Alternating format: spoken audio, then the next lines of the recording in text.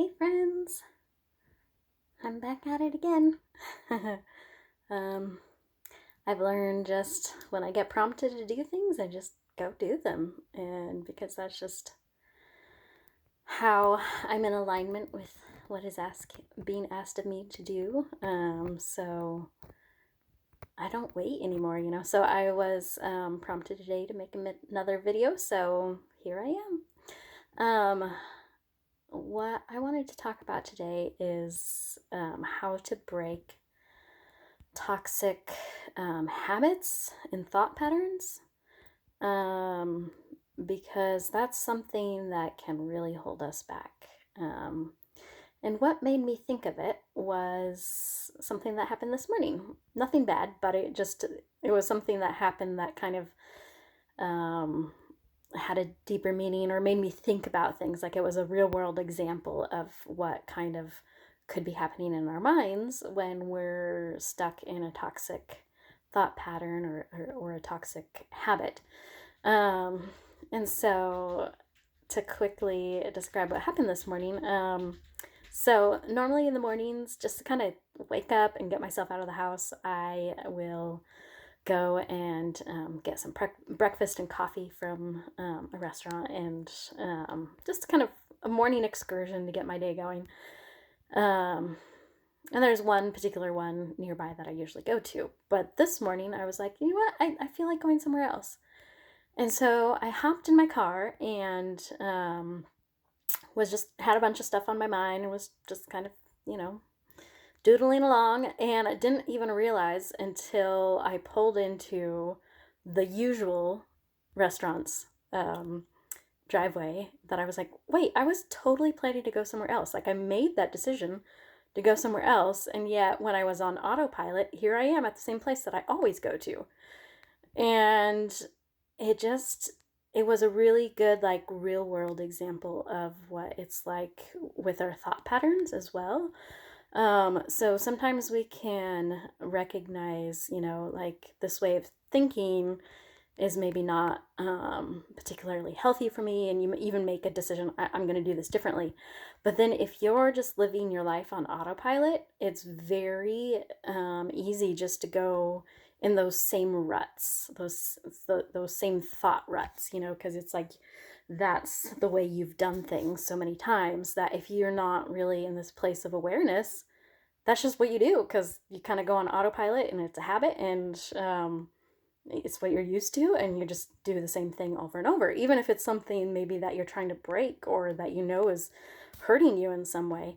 And so it was one of those things where it's like a real world situation made me think about, oh, hey, this is a really good way to describe what's going on in our minds when we get stuck in these ruts as well, where it's just like, if you're removing that awareness and you're just going on autopilot, of course you're going to go with what you're in the habit of doing, which is why I drove to the old restaurant, even though I had totally made the plan to go to a new one, because it was just, I had done it over and over and over, and that was the habit that I had built. So it's something that, the good news is that you can break those cycles. So I have a few examples of that as far as thought patterns as well. For me, before I started my healing journey, I used to be extremely self-critical. I had that voice in my mind that tore me down all the time. Even when I did things perfectly, it still was just like, you're still not good enough. And that was that self voice. That was how I talked to myself.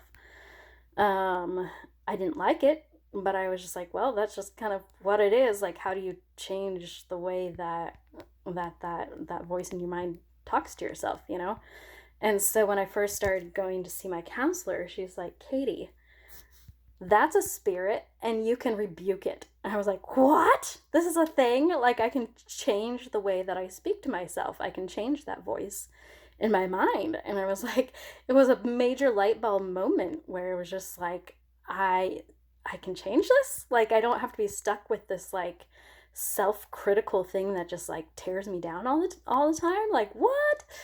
And it was just a thing of like being made aware that there's a different way of doing things. And then, so then I go throughout my day, and maybe I do whatever and I feel like I didn't do it good enough. And so the habit, that rut, that toxic habit is, look how bad you did it. Like, you're a horrible person. Like, you suck. All those horrible, like, awful ways that I think a lot of us speak to ourselves. And for me, it was just an awareness of like, oh, wait a second. No, I'm making new thought patterns. So it was like an awareness of like when that came up to drag me down, then to speak back to that and be like, no, I did the absolute best that I could. That's all that I can ask for myself. And I'm going to treat myself as if I am my best friend instead of my worst enemy. And what my counselor said is that, like at first, when you're changing these habitual thought patterns, it will take, you kind of have to be aware, because otherwise you will just kind of fall into the same old patterns. But if you wake up and you're in this place of awareness, then you can catch it and you can change the narrative. And that's exactly what I did. And she said that as you do this, it'll get easier and easier. And it absolutely did. So that now, like, I rarely am self-critical in my mind. Whereas, like, I had spent many, many years of my life just really tearing myself down.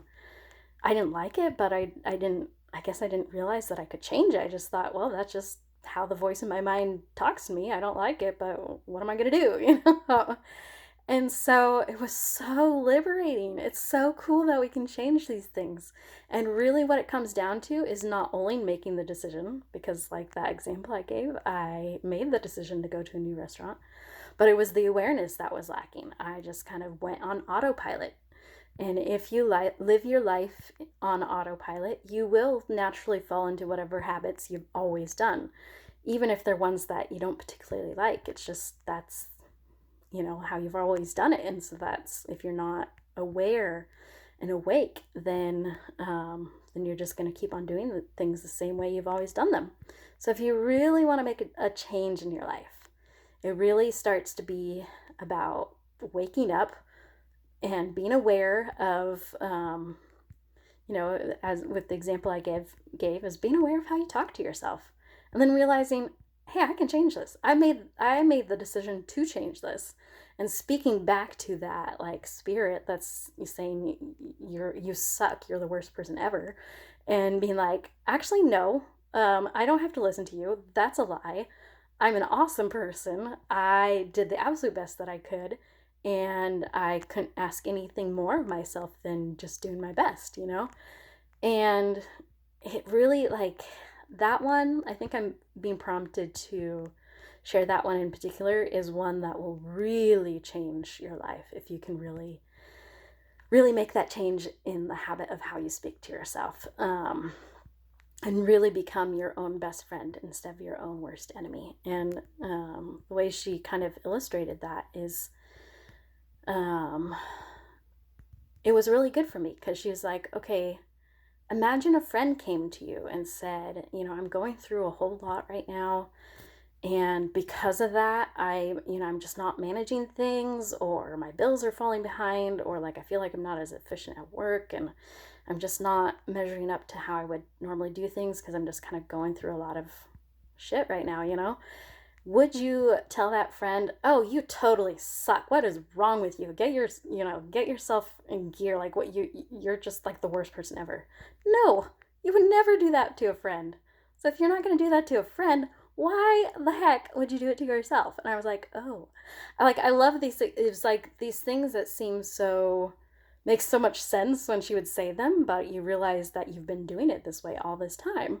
And so it was kind of like, like feeling like you got hit in the face with like some truth there, where it's like, this is a thing.